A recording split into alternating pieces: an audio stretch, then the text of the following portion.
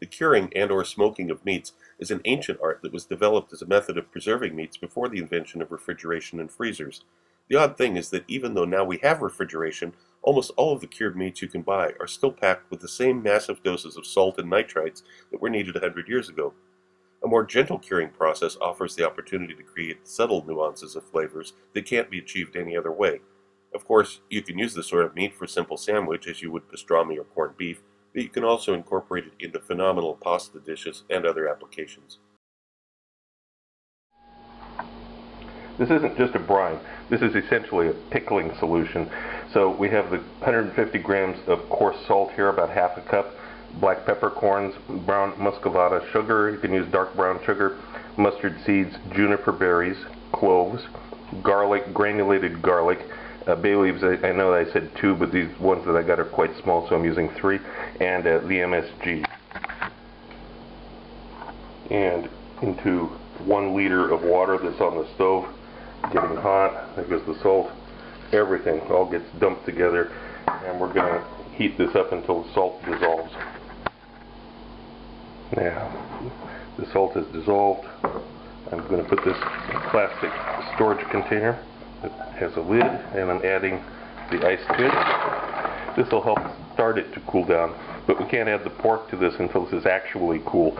So I'm just going to sit this off in the refrigerator for a little while and make sure that it's completely cool before I add the pork. Then, once it's completely cooled off, we put the meat in it.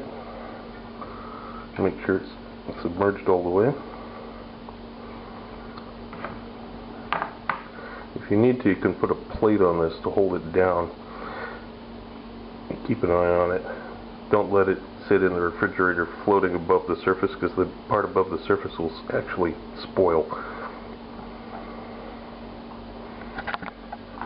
If you're fortunate enough to have a container that has something like this perforated plate, then you're set. This will hold the meat down for sure.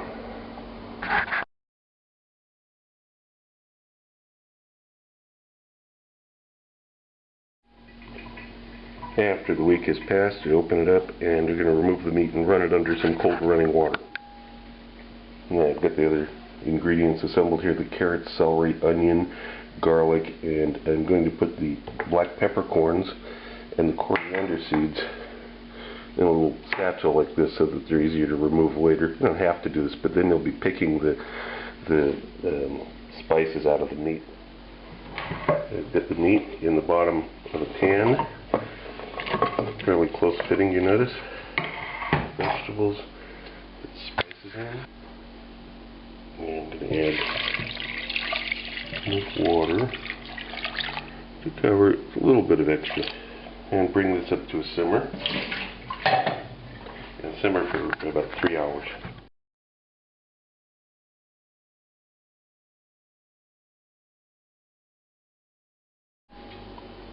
This is what it looks like after it's chilled down. And then we do the very light smoke.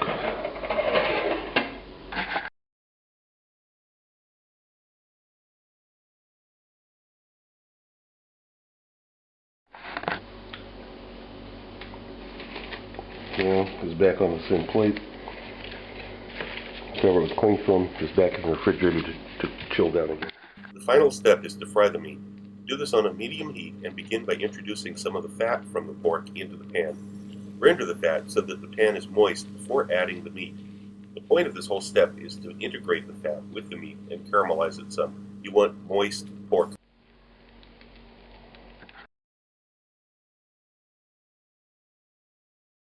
If you like my videos, look for my cookbook, now available through Amazon, Barnes & Noble, and other internet bookseller sites.